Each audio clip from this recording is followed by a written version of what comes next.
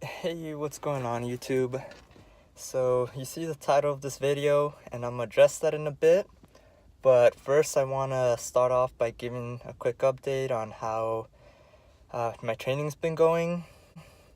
So in the last video where I kind of summarized how my half marathon went, I talked about how I wasn't necessarily prepared for the hills. So this time during my training, or my running training at least, I wanted to prepare for that.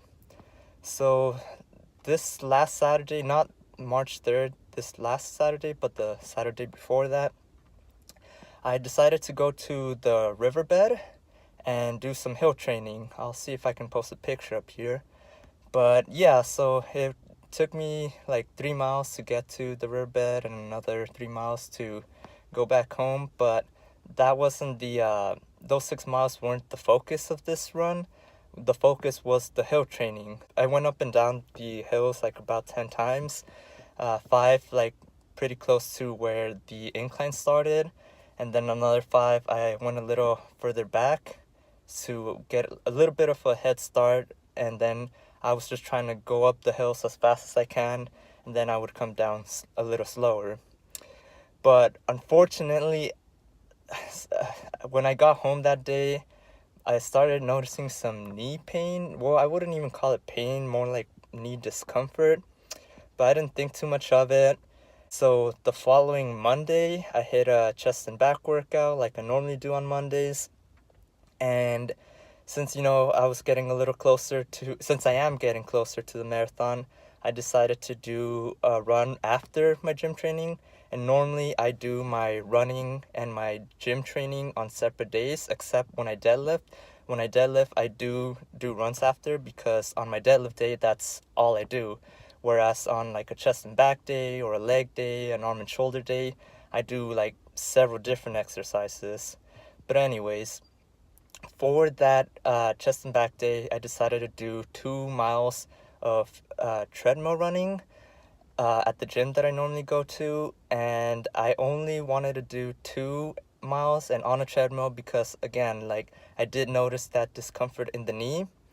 So I went ahead and did those 2 miles, and like halfway through, I did notice that even though I was on a treadmill, which I thought, would be a little bit easier on the knees, I still felt that discomfort.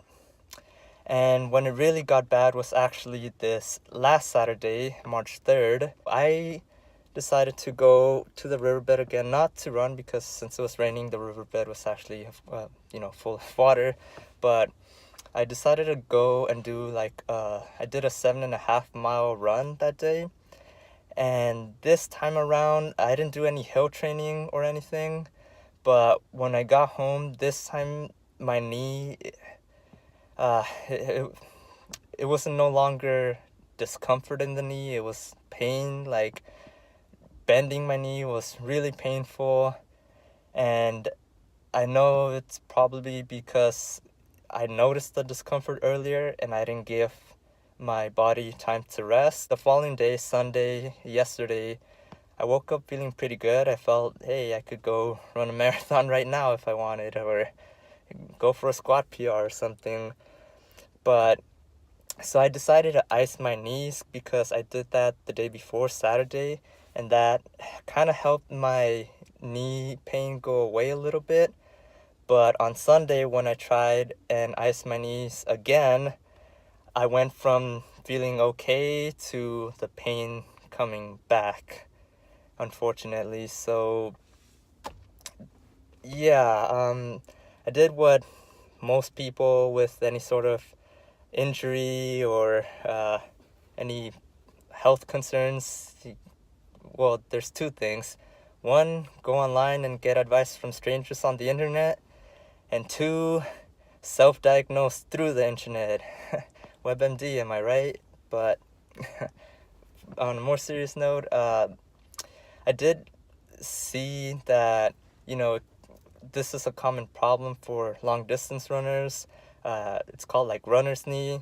And I don't want to self-diagnose, but I also don't want to go to a doctor or anything, because he or she might tell me exactly what I already know to do, and that's to stop running. and I do plan on doing that. I do, want to give my knee a break. And there was actually a comment that I read on some threads that I was reading through, and that was like, I was reading to see if this had happened to anyone in the past where they get hurt a few weeks right before a big run like the marathon. And I saw one guy posted something that was actually kind of interesting. What he said was 2 weeks isn't going to do that much. By this point, you should already be, prepared. And if anything, a lot of people actually like taper their mileage closer to a marathon. So going along those lines, what I'm actually going to do is I'm going to take a week completely off from running at least. Today I actually just got back from training again, chest and back day, my normal Monday, since I was more upper body anyways. I thought I'd be okay to do that. But as far as running or doing any leg workouts, I'm gonna cut that out for at least a week and see how I feel after that. Right now I feel okay. From time to time I do get knee pain. Not as bad as yesterday or Saturday, but I still feel some discomfort. So I'm gonna take at least a week off, and then so the marathon's March 18th. Right now it's March 5th. So maybe around March 12th, or maybe even a little further, I might do like a small run depending on how I feel. Like nothing big, like probably a 1 or 2 mile jog, to be honest, and see how my knee feels then. If it feels okay, I'm gonna go ahead and actually run the marathon. Actually, another comment I saw was there will always be other races, but you only have one set of knees, and that makes a lot of sense. And I've been trying to find a balance between doing what's best in the long term and doing what's best health-wise, but also, being tough, I guess. I don't know if you've ever saw a video it's called like the 40% rule or something like that. And it talks about a guy who, ran 100 miles by himself. And this was a race where other people would, run with other teammates. And the gist of it was that it's all about like willpower. And I mean, this guy had like cracked or like broken every bone in his feet or something like that, and he still finished. And that kind of mental toughness is something that, I want to strive for, while at the same time still being rational. And it's kind of hard to do both. So that's why I'm giving myself a week off to see how I feel. And regardless of how I feel a week from now, I'm 70 to 80% sure I'm still gonna do the marathon. So I talked about how, like, even though at the start I had certain specific goals, one of them was to just finish the marathon while maintaining my strength and more or less my weight. One thing I should have added was stay injury free, but instead what I did is, like, as I've been coming along this training, I've been setting more specific goals for running in terms of time. Like, for example, for the marathon, I wanted to do 4 hours or so based on how my half marathon went. Now, I don't think that's realistic, to be honest. I still want to run the marathon. I mean, I've been training since, I believe, May of last year, and I don't want that to go to waste. And of course, if like I'm running the marathon and I do experience any sort of like excruciating pain that I just can't handle, or I feel that, something is like really wrong, where it's not just like some pain or discomfort, but I feel like it can be some sort of something bad, then yeah, I probably would drop out the race. But regardless, I'm gonna do it. I'm gonna try and finish and see what happens. So I'll keep everyone posted on how that goes. But as of right now, I do still plan on running the marathon. I'm gonna do everything that I can until then to make sure that I'm healed. I also bought something, it's called the Patella Band. So basically some type of like, not a brace, but some sort of like strap that you wrap around right below the knee. And that's, a lot of people have said that that has helped them with their runner's knee, which again, I think that's what I have. Hopefully it's not something worse. I'm not even sure if runner's knee is like a bad thing, like, and for some people needing surgery, which obviously I don't want that. But yeah, as of right now, I'm just gonna rest, see if that patella band works. I think it should be coming in today. And I even got some compression bands. I'm gonna do everything that I can to try and finish the marathon. But like I said, we'll see. So anyways, guys, wish me luck. Hope y'all have a great day, and I'll see you in the next one. Peace. So I was gonna end the video there, but I actually wanted to talk about something else. So I've been reading this book called Born to Run, and I'm gonna link it in the description. Maybe also post like a picture here. And the whole premise of the book is about, well, I'm actually not done with the book yet, but I'm getting close.